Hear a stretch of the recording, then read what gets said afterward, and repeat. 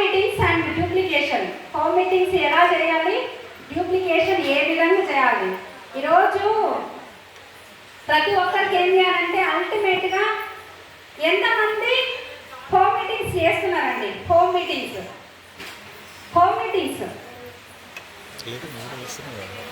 ఇంతేనా? Home meetings అంటే ఏమనుకుంటున్నారు? ఇంట్లో ఉండి చేసే మీటింగ్లు అనుకుంటున్నా? అదే కదా, కాదా? కన్ఫ్యూజ్ చేస్తున్నానా? అదే హోమ్ మీటింగ్స్ అంటే. కాకపోతే ఇక్కడ చాలా మందికి అర్థమయ్యేది ఏంటి అంటే హోమ్ మీటింగ్స్ ఎవరింట్లో వాళ్ళే ఉంటారు, బయటికి వెళ్ళకుండా ఏదో చేద్దామని అనుకుంటారు. ఎవరింట్లో వాళ్ళు ఉండడం కాదు, కొత్త వాళ్ళ ఇంట్లో మనం ఉండాలి. ఏం చేయాలి? కొత్త వాళ్ళ ఇంట్లో మనం ఉండాలి. ఈవినింగ్ అయింది అని అంటే మా ఇంట్లో టీ నేను తాగను. అర్థమవుతుందా అండి? మరి ఎక్కడ తాగుతాను అని అంటే ప్రాస్పెక్టర్స్ ఇంట్లో తాగుతాను, కొత్త వాళ్ళ ఇంట్లో టీ తాగుతాను. బాగుంటుందా? బాగుంటుందా? ఇప్పుడు ఈ బిజినెస్కి అల్టిమేట్గా కారణం ఏంటండి ముందుకు వెళ్ళాలంటే? హలో, మీరు ఎట్లుండాలంటే రాకెట్ లాగా దూసుకొని పోవాలి, రిక్షాలాగా ఆగిపోవద్దు. రిక్షా పని అయిపోయింది, ఇప్పుడు ఎవరు అనిపిస్తున్నారా? లేదు, ఇప్పుడు రాకెట్ స్పీడ్లో పోతున్నారు. మరి మనం కూడా పోవాలా లేదా? మరి పోవాలంటే ఏం చేయాలి? ఫస్ట్ నేను చెప్పింది క్లారిటీగా తీసుకోండి. హోమ్ మీటింగ్స్ కదా, ప్లాన్ చెప్పడమే కదా. ఈ బిజినెస్కి ఎక్కువ పెద్ద బిజినెస్ చేయాలంటే ఏం చేయాలి?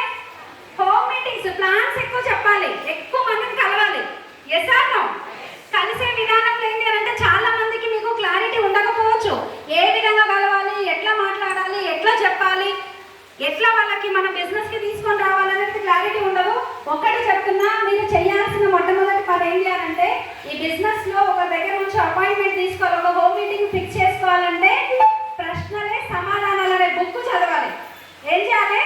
ప్రశ్నలే సమాధానాలు అనే బుక్. ఆ బుక్లో ఏంటంటే ఒక మనిషికి మీకు ఏ అయితే ఆన్సర్ కావాలో ఆన్సర్ తగ్గట్టుగా ప్లాన్, అంటే ఆన్సర్కి తగ్గట్టు క్వశ్చన్ మనం వేయాలి. Yes or no? నేను చెప్పేది అర్థమవుతుంది కదా? మనం ఏ విధంగా అంటే ఇప్పుడు ఒక ప్లాన్ ఫిక్స్ చేసుకుందాము, కాంటాక్ట్ అండ్ ఇన్వైటింగ్ ఉంటుంది. అందులో ఏంటి? ప్లాన్ ఫిక్స్ చేసుకోవాలంటే ఏ విధంగా మాట్లాడాలి? మీరు ఫాస్ట్గా నాకు ఆన్సర్ ఇచ్చిరనుకోండి, ముందుకు సెషన్ ఫాస్ట్గా ముందుకు వెళ్తుంది. ఏ విధంగా మాట్లాడాలి అని అంటే నేను మీ ఇంటికి రాబోతున్నా, మీ ఇప్పుడు ఒక ఫ్రెండ్తో మనం మాట్లాడదాం అనుకోండి, నేనే ఉన్నా నా ఫ్రెండ్తో మాట్లాడుతున్నా. హలో దివ్య, ఎలా ఉన్నావు, బాగున్నావా అని అంటే ఆ సంధ్య బాగున్నా, నువ్వు ఎలా ఉన్నావు అని మాట్లాడతారు. ఆ మాట్లాడిన తర్వాత ఏం చేస్తారు? వెంటనే వెస్టీజ్ గురించి చెప్తామా? చెప్పము. కొంతమంది చేసే మిస్టేక్ ఏంటి అని అంటే ఆ బాగోగులు అడిగే ప్రాసెస్లోనే వెస్టీజ్ గురించి చెప్పేస్తారు. ఓ వెస్టీజ్ ఆల్రెడీ నేను 2 సంవత్సరాల ముందే చూసినా, మా పక్కన వాళ్ళు చేసి వదిలేసినా అని చెప్తారు. అక్కడ ఏమైతుంది?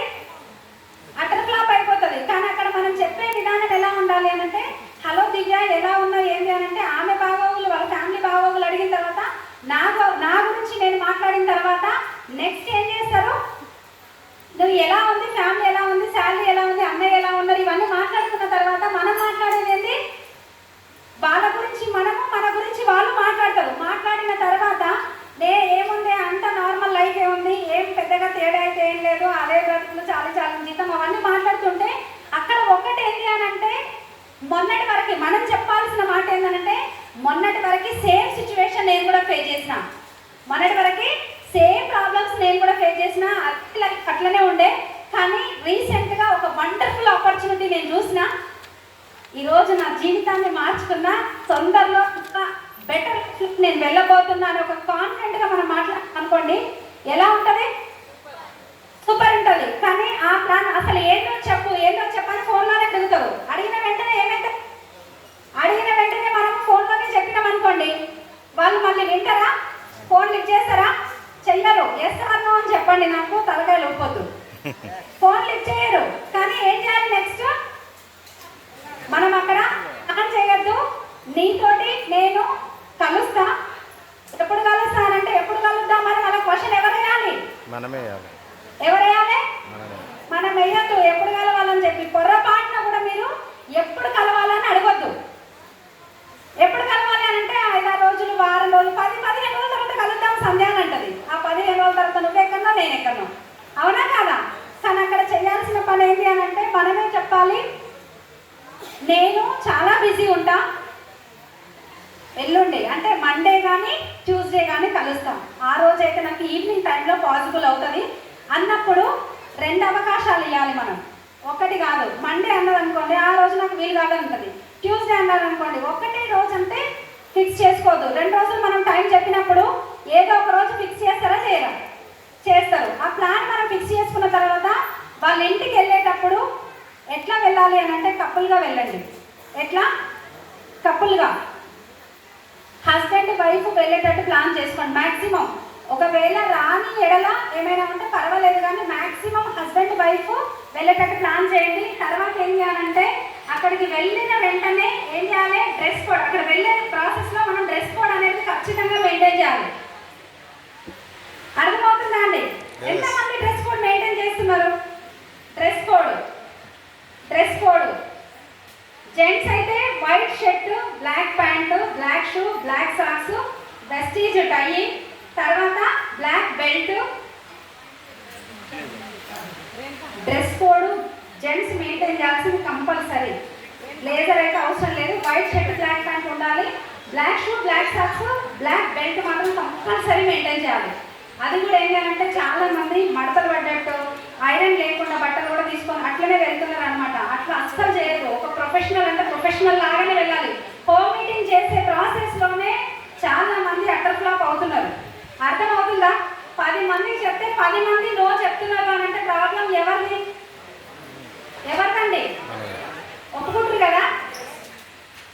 ప్రాబ్లం మనదే అవుతుంది. 10 మందికి చెప్తే 10 మంది నో చెప్తున్నారు అంటే ప్రాబ్లం మనదే. ఎందుకనంటే అక్కడ నాలెడ్జ్ ఇంకా మనం కొంచెం తీసుకోవాల్సి ఉంది. డ్రెస్సింగ్ పర్ఫెక్ట్ డ్రెస్ కోడ్లో ఉండాల్సింది ఉంది.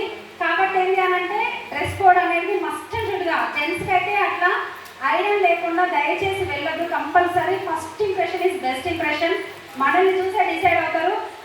లేడీస్ అయితే ఏంటి అంటే మ్యాక్సిమం మీరు చూడండి.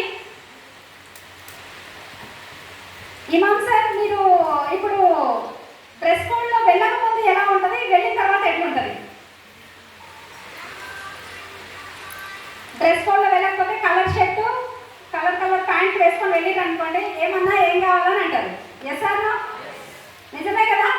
అదే వైట్ షర్ట్, బ్లాక్ ప్యాంట్ వేసుకొని వెళ్ళిరు అనుకోండి, హలో సార్ ఏం కావాలి సార్ మీకు, ఇక్కడ నిల్చొని ఉన్నారు అని అంటారు. మనిషి ఒకడే, కానీ వేసే డ్రెస్లో చేంజెస్ ఉన్నాయి. కాబట్టి ఏంటంటే హోమ్ మీటింగ్కి, ప్లాన్కి, బయటికి ఎక్కడికి వెళ్ళినా డ్రెస్ కోడ్ అనేది పక్కాగా మెయింటైన్ చేయండి. ఓకేనా?